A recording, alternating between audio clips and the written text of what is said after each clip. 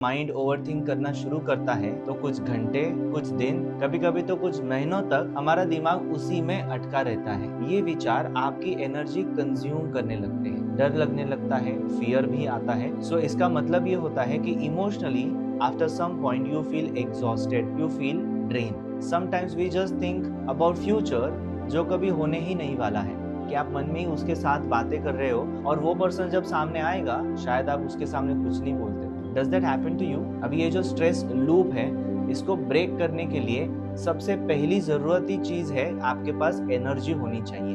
Make your aura cleaner. आपका aura जितना आप क्लीन रख पाओगे उतना ही आपका थिंकिंग प्रोसेस आपके कंट्रोल में रहेगा। There are some chakras in our body which are responsible for thinking process. तो मैं आपको बोलूंगा सन चार्ज्ड वाटर पीजिए। ओवर थिंकिंग के लिए it is like amrit, it is like a solution. When you feel you are over thinking, आपको चलना है, but it has to be slow walk.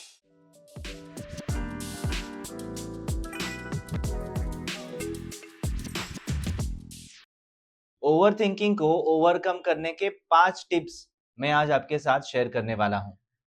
आपको तो पता ही है कि अगर आपका माइंड ओवरथिंक करना शुरू करता है तो कुछ घंटे, कुछ दिन, कभी कभी तो कुछ महीनों तक हमारा दिमाग उसी में अटका रहता है। घर के कामकाज हो या ऑफिस के कामकाज, मन में, दिमाग में सिर्फ वही एक चीज घूमती रहती है और वो बहुत ज्यादा हो जाती है। मे भी आप परेशान हो कि मैं इससे बाहर कैसे निकलूं, तो आज के इस वीडियो को एंड तक जरूर देखिए, क्योंकि ये 5 टिप आपको शायद हेल्प कर सकते हैं इस ओवर थिंकिंग से बाहर आने के लिए। सो फर्स्ट टिप अभी आपके साथ शेयर करता हूं, that is very simple, is called as pranic breathing. Pranic breathing is nothing but abdominal breathing. आपका एब्डोमेन आगे पीछे मूव होगा जब आप ब्रीदिंग करेंगे तो। Now the thing is, what are the general effects that you see in case of overthinking? कभी कभी इसको हम मेडिकल लैंग्वेज में बोल सकते हैं कि एक ब्रेन को स्ट्रेस लूप हो गया है। मतलब एक ही चीज को आप ब्रेन में बार बार घुमाते रहते हो and you think about all the possible ways and situations and scenarios. इसमें क्या होता है, आप मन में अनेक अनेक विचार क्रिएट करते हो। ये विचार आपकी एनर्जी कंज्यूम करने लगते हैं। Sometimes these thoughts are nothing but the anxiety और वरी। डर लगने लगता है, फियर भी आता है। सो इसका मतलब ये होता है कि emotionally after some point you feel exhausted, you feel drain. In other words, आपके माइंड की, फिजिकल बॉडी की और आपके एनर्जी बॉडी की एनर्जी कम होने लगती है। तो अभी इस कम होने वाली एनर्जी को अगर किसी कारण से हम बढ़ा सकते हैं तो डेफिनेटली हम उस एनर्जी को राइट डायरेक्शन में यूज कर सकते हैं। अभी ये जो स्ट्रेस लूप है, इसको ब्रेक करने के लिए सबसे पहली जरूरती चीज है आपके पास एनर्जी होनी चाहिए, तो ही आप इसको ब्रेक कर सकते हो। And that is why you have to do pranic breathing. Sometimes ये भी होता है, जो इफेक्ट ऑफ ओवर थिंकिंग है, that is fear of missing out something. तो हम ये देखते हैं कि मेरे लाइफ में कुछ तो नहीं है, कुछ तो मिसिंग है। दूसरों की लाइफ बहुत अच्छी चल रही है, दूसरों का इंस्टाग्राम स्टेटस, दूसरों का फेसबुक स्टेटस या स्टोरी ऐसे आपको दिखाती है कि आपके लाइफ में वो चीज नहीं है। And you start thinking about them कि वो ये सब कैसे करते हैं, और यही सोच में आपका पूरा दिन निकल जाता है। एंड जो प्रोडक्टिव काम करने हैं उसके लिए आपके पास एनर्जी ही नहीं बचती है। सो वो लाने के लिए simply what you can do is pranic breathing. The technique is very simple. आप अभी ये वीडियो के साथ भी प्रैक्टिस कर सकते हो या बाद में कभी भी ट्राई कीजिए। You have to uncross your arms, uncross your legs. हाथों और पैरों को खुला रखना है and then you have to deeply inhale and deeply exhale. जितना हो सके उतना ये ब्रीदिंग आपको स्लो करना है और डीप करना है, दीर्घ करना है।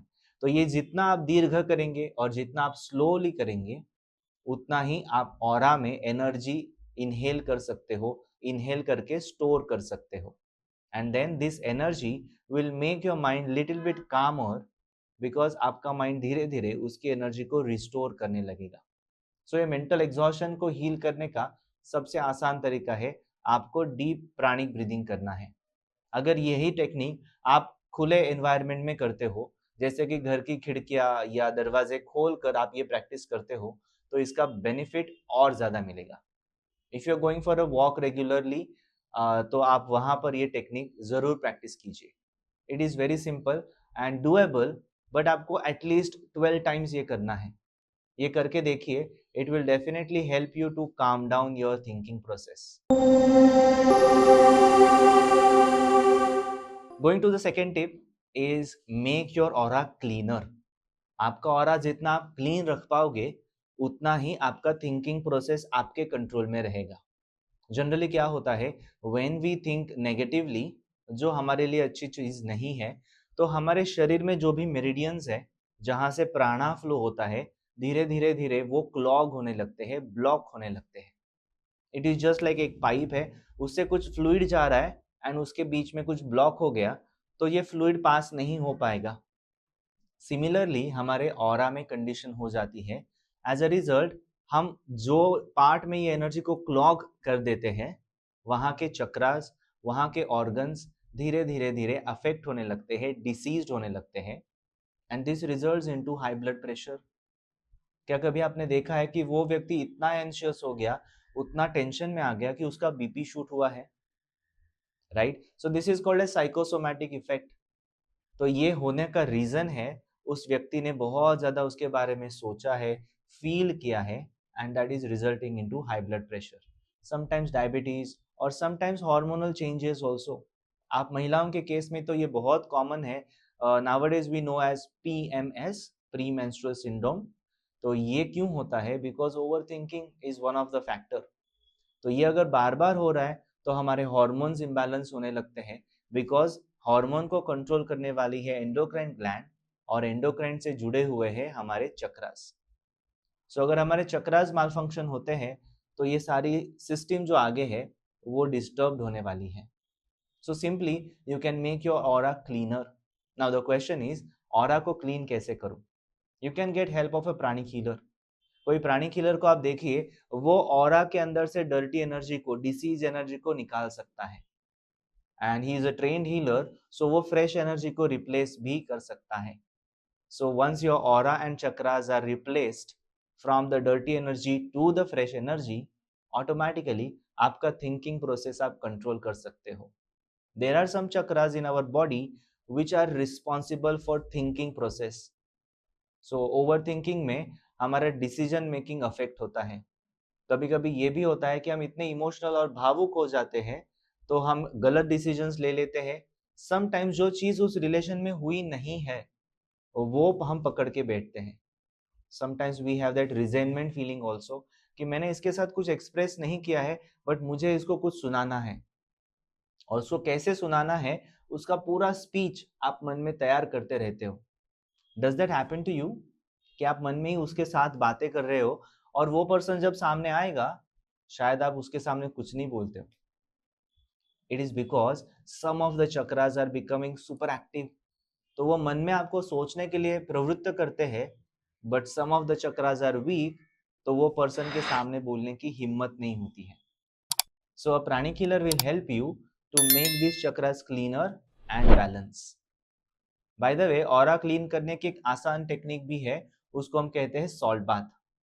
सॉल्ट बाथ क्या करना है, आप जो घर में खाने के नमक यूज करते हो, वही नमक आपको नहाते समय आपके पूरे शरीर पर लगाना है। You wait for about 1 or 2 minutes, और उसके बाद नॉर्मल नहाने के पानी से वो नमक अगर आप धो देते हो, सो सॉल्ट के अंदर ये प्रॉपर्टी होती है कि वो डर्टी एनर्जी को डिसइंटीग्रेट कर सकता है। तो ये टेक्निक भी आपका ऑरा क्लीन रखेगी। So if your aura is cleaner, it can become brighter, and then you can create right thoughts at your willpower. कभी कभी ये सोच हमारे कंट्रोल में नहीं रहती है, and that is a problem. So solution is cleaner aura. Now we'll go to the third tip. Third tip is called as mindfulness. Now mindfulness का मतलब क्या होता है? Not mindfulness, mind is full of thoughts, but mindfulness. कि यहाँ पे आप देखेंगे, आप धीरे धीरे आपके मन के विचारों को ऑर्गेनाइज कर पा रहे हो। अगर आपने पहले 2 टिप प्रैक्टिस किए हैं, तो ये तीसरा करना आपके लिए हेल्पफुल रहेगा और आसान रहेगा। जनरली हमारा ऑरा ऐसे दिखता है, हमारा माइंड भी ऐसे दिखता है कि जहाँ पे बहुत सारे विचार है, it is full of thoughts. So इसको मैं माइंडफुलनेस बोल रहा हूँ। और यहाँ पे आप देखेंगे कि ये पर्सन अपने विचारों को कंट्रोल कर पा रहा है, ऑर्गेनाइज कर पा रहा है, क्योंकि मन की क्वालिटी है कि उसको सोच बनानी है, उसको विचार करना है। सो क्या कभी ऐसे होगा कि माइंड के विचार एकदम से जीरो हो जाएंगे and it is possible? Answer is it is quite not possible. But this is possible to organise my thoughts, कि जो भी मन में विचार आ रहे इसको मैं प्रायोरिटाइज करूं, इसको मैं सोचूं कि ये मुझे चाहिए नहीं चाहिए, ये मेरे लिए इम्पोर्टेंट है या नॉट इम्पोर्टेंट है। तो इसको हम कहेंगे माइंडफुलनेस। सो अगर ये नहीं कर पाते हैं तो इसका result this is over thinking हो जाता है। इससे क्या होता है, जो चीजें रिलेशनशिप में शायद हुई नहीं है उसके बारे में हम सोचते रहते हैं, या पास्ट के बारे में ही हमेशा सोचते हैं कि क्या गलतियां हो चुकी हैं। Sometimes it turns into criticism, sometimes it turns into verbal abuse also. हम वही चीजें बार बार उस व्यक्ति को सुनाते रहते हैं, खुद को सुनाते रहते हैं, and we are just getting engrossed in the negative thought forms. और इससे बाहर निकलना कैसे है वो हमें नहीं समझता है। सो माइंडफुलनेस अगर प्रैक्टिस करना है, then you have to ask yourself what is important and what is not important. आपको ये सोचना है कि क्या इस रिलेशनशिप में ये विचार करना जरूरी है, इज इट पास्ट और is it present. Sometimes we just think about future जो कभी होने ही नहीं वाला है। जैसे कि फॉर एग्जाम्पल आपको बताता हूँ, मेरी एक दोस्त है, उसका प्रॉब्लम ये है कि वो उसको ये ओवर थिंकिंग की बीमारी हो गई। अभी ये ऐसी सोचती है कि उसके लाइफ में कुछ इंसिडेंट्स हो गया पास्ट में कि जिससे उसके पेरेंट्स ने उसके ऊपर गुस्सा किया। अभी उसकी शादी हो गई है, वो अलग से रहती है, अपना खुशी से जीवन बिता रही है। अभी उसने सिमिलर मिस्टेक उसके लाइफ में की है, बट अभी उसको ये टेंशन हो रहा है कि अगर ये चीज मेरे मम्मी पापा को मालूम हो गई तो कैसे लगेगा, तो मुझे फिर से वो डांटेंगे। बट द थिंग इज, उसने ऐसी गलती की है, उसके मम्मी पापा को मालूम ही नहीं है। उसको ऐसे ही मन में फ्यूचर के थॉट्स आ रहे हैं कि अगर उनको मालूम हुआ तो। Are you understanding my point? तो कभी कभी ऐसे ही हो जाता है कि कुछ चीज फ्यूचर में है, बट हम उसका अभी से टेंशन ले लेते हैं, और जो अभी की प्रेजेंट मोमेंट ऑफ हैप्पीनेस है वो हम खो देते हैं। तो ये ना हो, इसके लिए माइंडफुलनेस करना जरूरी है। माइंडफुलनेस में आपको ये ऑर्गेनाइज करना है आपके थॉट्स को into these two categories. Is it necessary, is it important, और it is not necessary, not important. तो अगर ये आप कर पाएंगे consciously, then it will be easy for you to overcome your overthinking. Now, fourth tip, it is about very interesting thing called as sun bath. अगर ये आप sun bath नहीं ले पाते हो तो मैं आपको बोलूंगा सन चार्ज्ड वाटर पीजिए। ओवर थिंकिंग के लिए it is like amrit, it is like a solution. How to do it and why to do it. Let's talk about why to do it. बहुत बार कैसे होता है कि हमारी एनर्जी ओवर थिंकिंग की वजह से ड्रेन होने लगती है and it becomes negative. Sometimes we can see the aura in the colour of dark colours और ग्रेइश इन कलर्स। तो इसको अगर रेक्टिफाई करना है, then we need ultimate source of energy for earth, that is nothing but the sun. So सूरज से निकलने वाली जो किरणें हैं उसके साथ होता है सन प्राणा, सूरज की प्राण शक्ति। सो अगर हमारे लिए पॉसिबल है तो you can sit under the morning sunlight before 8 और 9 and expose yourself to the sunlight. So आपका ऑरा डायरेक्टली ये सन प्राणा एब्जॉर्ब कर लेगा।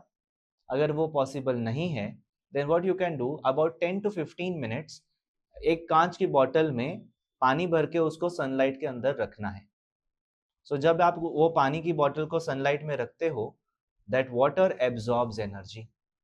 Many times when you think a lot, you forget to eat, you forget to drink. आप बोलते हैं ना मुझे खाने की इच्छा नहीं है ना पीने की इच्छा है। So what happens? Water stores emotions, water stores energy. So अगर आपने कुछ पानी पिया ही नहीं है, so बाहर से आने वाली फ्रेश एनर्जी आपके ऑरा में नहीं आ रही है। At the same time, जो existing water आपके शरीर में है, it is filled with negative emotions. तो धीरे धीरे ये पानी जैसे आपके फ्लूइड आपके पूरे शरीर में घूमेगा, it is going to circulate that negative energy all over. But जब आप यूरिन करते हो, आपको पसीना आता है, तो वाटर बाहर निकल जाता है, उसके साथ वो इमोशनल एनर्जी भी बाहर निकल जाती है. This is called as cleansing. So imagine कीजिए कि आप सन चार्ज्ड पानी पी रहे हो, you are drinking let's say white light and you are expelling the gray light.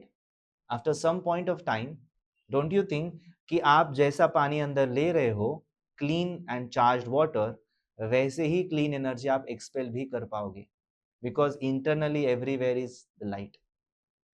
ये करने की आसान टेक्निक आप जरूर प्रैक्टिस कीजिए. That is called as sun charged water.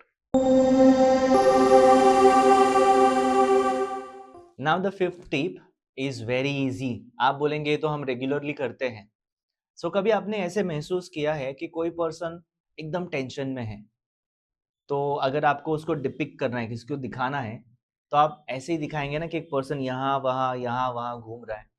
आप थिएटर में, मूवीज में आप देखेंगे, ड्रामाज में, you will see this when a person becomes anxious, he starts walking.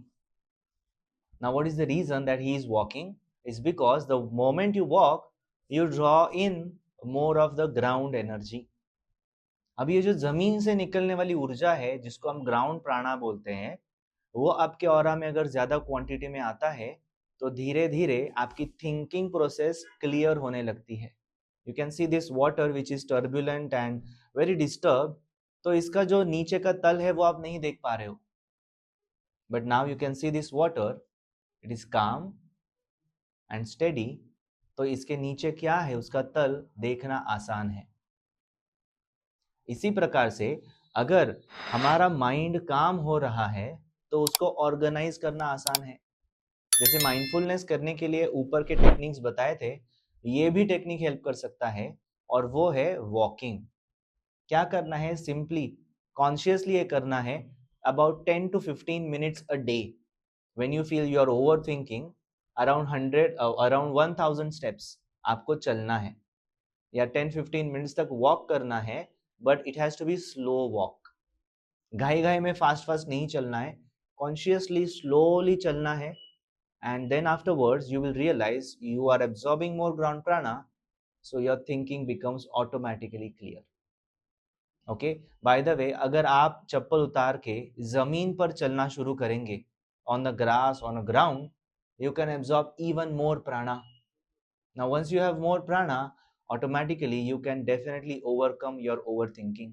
You can overcome your anxiety or worry, and sometimes you can also overcome your physical illnesses just by balancing and maintaining your energy levels in the body. Interestingly, your body knows how to heal itself. आपके शरीर को पता है उसको ठीक कैसे होना है. तो ये 5 टिप आपके लाइफ में आप जरूर अप्लाई करके देखिए, and I wish you to see you overcoming your overthinking. As I always says, from my heart to your heart, Atma Namaste.